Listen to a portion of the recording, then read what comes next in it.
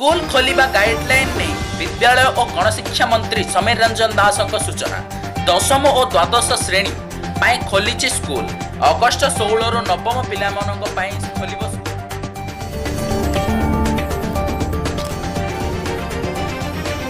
आज ठारू पीजी नामलेखा आवेदन।